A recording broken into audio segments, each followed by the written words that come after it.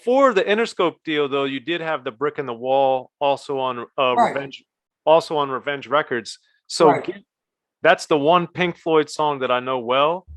So back then in like the 1990, like the sampling stuff was really starting to take off. So Yeah, did you guys just do it without clearing it? absolutely. Nobody asked. We were just like, this is what we do. We take dudes were sampling James Brown, Pink Floyd ain't bigger than James Brown. So I was just like, who cares? I just had an affinity for sampling rock music.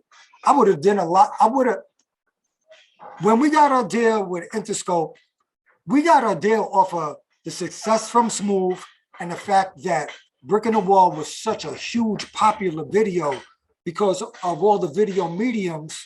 And we were doing videos on BET, we were on Video Music Box, we were on the Box, we were on Yo MTV Raps, all of that. So it was just like where in the beginning they said that well, you guys don't rap in Spanish, so what's a kid from Idaho gonna relate to seeing Puerto Rican dudes talking in English? He ain't gonna relate to that. He ain't gonna like that. Well, we proved them wrong, and then eventually they had to sign us. So when we did get that deal, I went and I saw the success off of Brick in the Wall, and I was just like, yeah, I want to continue with that. So I sampled like 20 rock records, but back then, nobody was clearing samples. Not even good jazz samples. Like I couldn't get Bob James samples cleared, a lot. So for me, it really hurt the album because I knew what the album would have sounded like with all the samples in it and the energy I had, but it kind of got zapped away when all the samples didn't get cleared.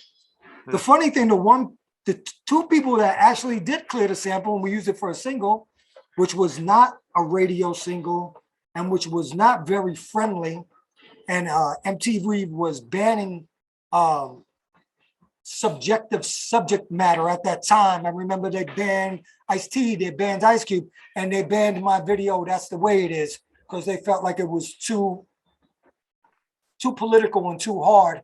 But I got the sample clearance from Bono from U2 himself for Bullet in the Blue Sky and Lenny Kravitz's people for Freedom Train. Go figure. Yeah, that's crazy. Yeah. We'll get to that too, because with the Brick in the Wall, you kind of continued with the darker stuff when you were saying that things aren't bright and you were exploring the different ways to get paid and all these different things. Yeah. So given that and then I said, I don't want to be another brick in the wall. It's the same shit as saying, but I'm gonna keep it smooth because I don't get upset. The same fucking information that was fed to me, telling me to keep it positive. I found a balance of both. And it was like, take your life in the right direction, all these things. Yeah. So that being said, I really was not taking my life in the right direction. Well, yes, I was, because I was out there pursuing my art and actually doing it. So yeah, I was. So did you at the time, because at this time we got Public Enemy, we got Boogie Down Productions, we got Brand Nubian, Poor Righteous Tito. So yeah, all these people. So did you feel like you were getting put into that conscious rap category, or were you still feeling no, I felt I teetered on both worlds. Teetered on both worlds, and I think I got a lot of acceptance by other rappers that were out at the time because they didn't see a lot of their Latino constituents that they grew up with making music. So I think I kind of represented those Latino dudes that they used to hang out with in the hood, and they related to me. Yeah.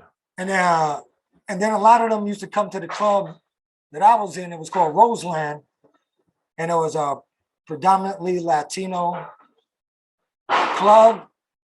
I used to, G-Rap used to be in there, Karis, and then I would end up opening up for a lot of those acts, just to be like, we got the Latino guy in here, don't go crazy, because the clubs were violent back then, so. And did you, all that being said, like, I mean, I've talked to Prince Whipper Whip, there's a link right there. Did you feel any special bond or affinity for some of the other Latino rappers that came before you? Or was it just... My idol is Tito from the Fearless Four. I mean, without a question. I remember going to see Tito from the Fearless Four in United States of America in Jackson Heights, Queens. We were all breakdancing, and then they would have shows, and Fearless Four came out, and it was very clear when Tito walked out on stage, deafening screams from the girls. And then that really solidified, I'm doing that. He's my idol. Tito, the devastating Tito is my idol. And I always felt that Prince Marky D, he stepped in he stayed in the confines of what the Fat Boys were, but him and Kool Rock Ski were real dope fucking rappers, real good. And I think they scaled it back a little bit just because they were in that pop world. But Prince Marky D was right up there too. But Charlie Rock from the Fantasy 3, I loved him. Of course, the classic, my name is Ruby D and I'm a Puerto Rican. You may think I'm black by the way that I'm speaking. Charlie Chase Cuttin, Kid O.C, down with, Fearless Four, Whip a Whip and all them. We was always around there. We was doing it.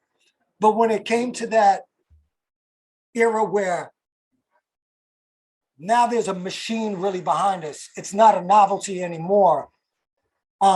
They kind of weren't in it as much anymore. And unfortunately, this is what generations do. They label something as old school and then they just move on from it and then go to the next thing. Those guys were still great.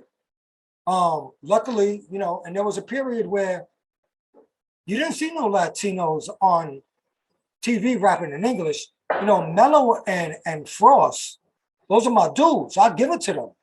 I think that might have been just like a smidgen right in front of me. Their records were hot. They had global success with their records because it was all of South America loved it. You know what I'm saying? I didn't get that.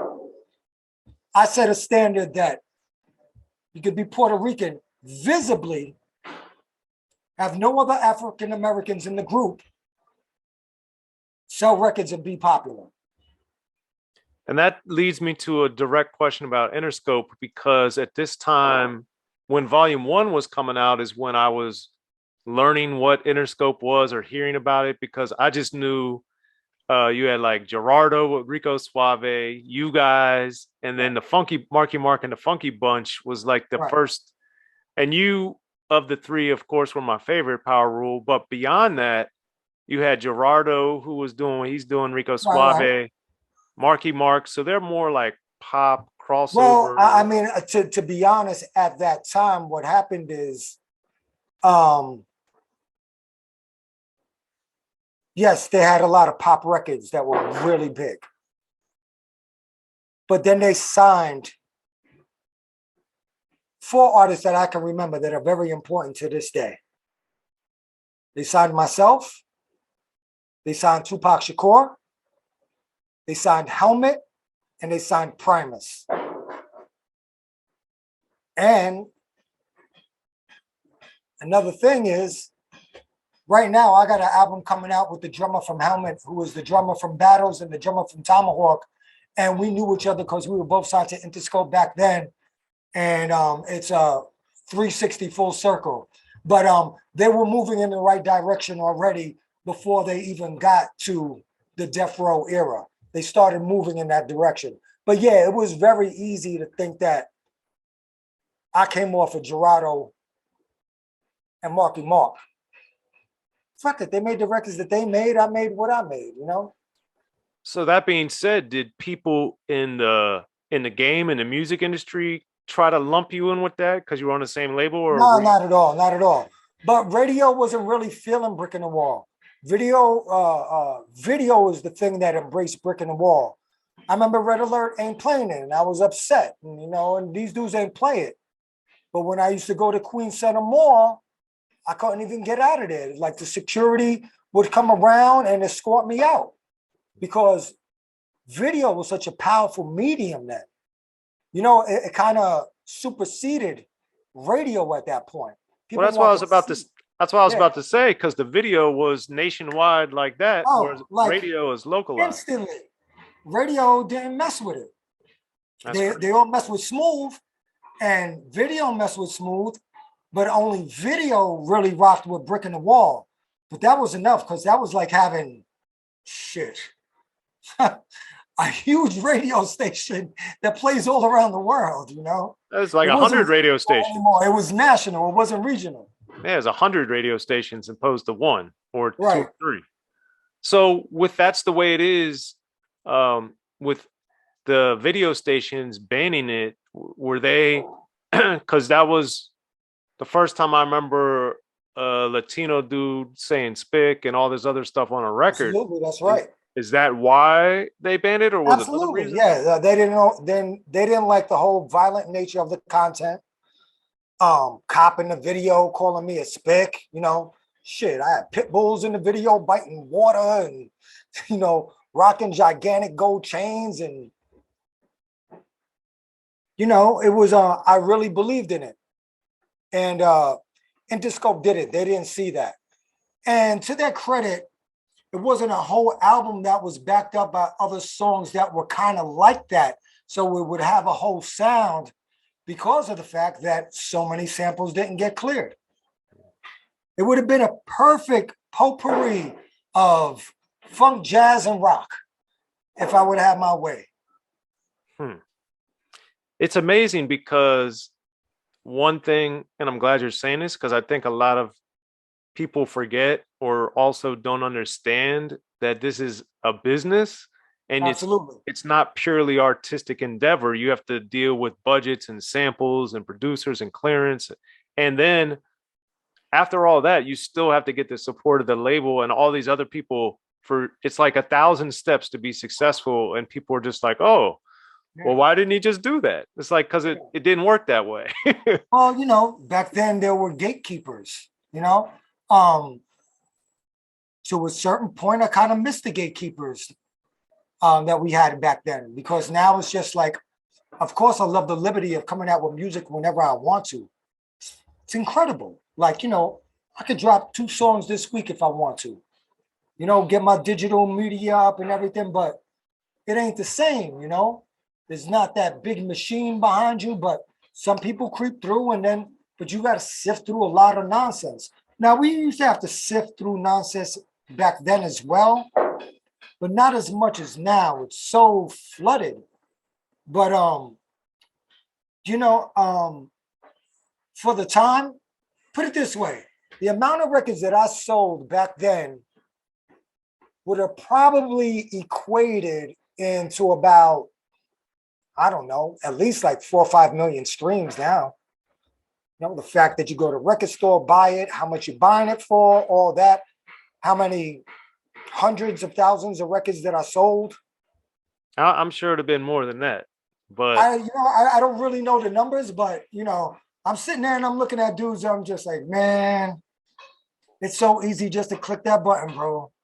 But I had people get up, save their money, and I remember when they raised the CD prices that were crazy. I remember Tom Petty, you know, protesting about that, and you too protesting about the CD prices and stuff like that. Because they were like $20 at one point or more. Jesus Christ, it was crazy. And you know, what else are you for that? I remember it was a big deal when Run DMC got 33 cents a record. Right. Imagine that. Yeah, it doesn't matter if it's streams or vinyl or CD or cassette. You're not going to get a lot off it. That's the bottom line. But with well, you know what? It's good to have. And before the end of the show, this is why you got to do your merch and you got to have your physical properties because there are individuals that are interested in that. And why not? They're like collector's items and stuff like that. And I feel like it's swaying more towards that way. No, it's never going to be that way again. But I think you have enough knowledgeable collectors that appreciate it, that if you work hard, you'll be able to get rid of your merchandise and provide something that will be something that will last forever for them and something special to them and also help you, you know, financially. Because, you know, the streams don't. I saw a thing the other day, this dude was just like, this is the breakdown. I think he said, you got to sell 365. You have to have 365 streams to get $1 from Spotify. And the best deal was like 75 streams from Tito to get $1. Yeah, it's crazy. Hey, when I break out the merchandise, I'm getting $80 a sweatshirt. I got exclusive vinyl. I got exclusive CDs. I got bandanas. I got T-shirts. I got posters. I got all of that. And that's what I got to do now. And then you hope that you get enough popularity where you can get on and do some shows. Now, I ain't talking US. I'm talking about overseas. It's very hard to get shows in the US. In the beginning, hip-hop was ruled by the East Coast. Then the West Coast rose to prominence thanks to gangster rap. Straight out of Compton, crazy motherfucker named Ice Cube. Hip-hop changed the world. Gangster rap changed the narrative. I'm representing for the gangsters all across the world. And then changed the world again. Cause I'll come and take your life away. The history of gangster rap features unheard stories, unseen photos and documents, all with exclusive interviews from the founders and players who shaped gangster rap. I think a real gangster rapper has to scare you a little bit. The history of gangster rap written by veteran rap journalist Soren Baker. In stores now. Yo, what up? This is DJ Quick. Be sure to pick up my homeboy Soren Baker's book, The History of Gangster Rap, if you really want to know what we do.